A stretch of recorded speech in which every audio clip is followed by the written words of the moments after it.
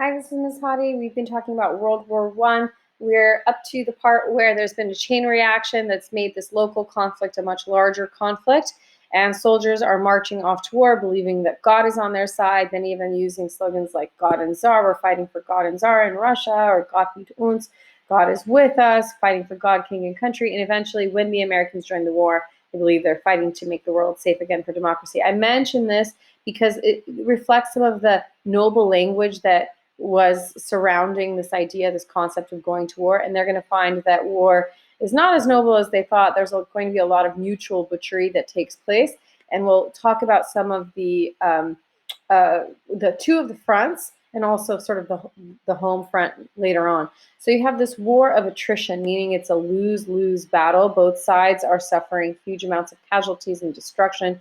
In the Western Front, you have these trenches that run from the English Channel all the way down to Switzerland, and there's very little movement. You have trenches that are dug by the soldiers, and inside there's, potentially there's lice and rats and stench and sometimes dead bodies. And if you try to get out of the trenches to cross and go fight the enemy and the enemies in their trenches, well, and in between there's this no man's land. Sometimes it has barbed wire, which was, I'll tell you about, developed on the American Great Plains. And you're being shot at by machine guns. Machine guns first developed in the U.S.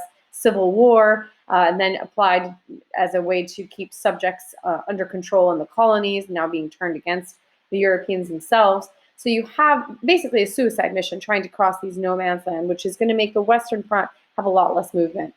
In the Eastern Front, we do see more movement, but we see that's going to change once Russia gets out of the war. So remember, here's Russia, here's Germany, Austro-Hungarian Empire. So there's more movement on this side, but Russia leaves the war largely because they suffered some humiliating defeats, which created ferment that led to a revolution that took them out of the war. We'll talk about that Treaty of Brest-Litovsk later. Okay, but for now, make sure that you know about these two different fronts.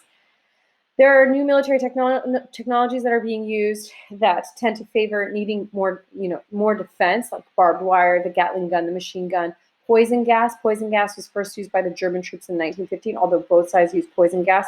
One of the most feared was this mustard gas, which is this yellow gas. Here you can see someone in a gas mask.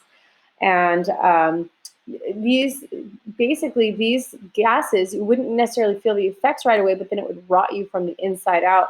So damage your eyes, blister your skin, destroy your bronchial tubes, super, super painful, and you die the slow death that takes place over the course of 4 to 5 weeks. So these chemical agents were scary. They were feared by the soldiers, but they didn't really result in more movement in the battle lines. You also see tanks, which also they were trying initially effective, but they lost the ground that they originally took through counterattacks. So you can learn about tanks and how they tried to reintroduce movement. Then you see airplanes. Airplanes are really in their infancy in World War I. They won't be used to the same degree that they'll be used in World War II. Although you do hear about a lot of really cool dogfights and ace fighters. Really, their purpose in World War I is reconnaissance, to explore and see where the enemy is. They're not used to the same degree that they'll be used in World War II. I'll talk about dirigible later, basically like these zeppelins that tried to rain bombs on populations, and also reflect a new dimension of this war, something that's changed, which is more targeting of civilians, which we'll see in naval blockades as well, trying to starve the enemy, starve the populations in different countries so that they would force their own governments to capitulate. We also see submarines really widely being used, especially by submarines being used by the Germans more than the other belligerents, but both sides did use submarines. Okay, let me see what else I want to cover here. Unprecedented casualties. We've never seen this many amounts of deaths in battles, and two of the battles you have to remember are Verdun and the Somme.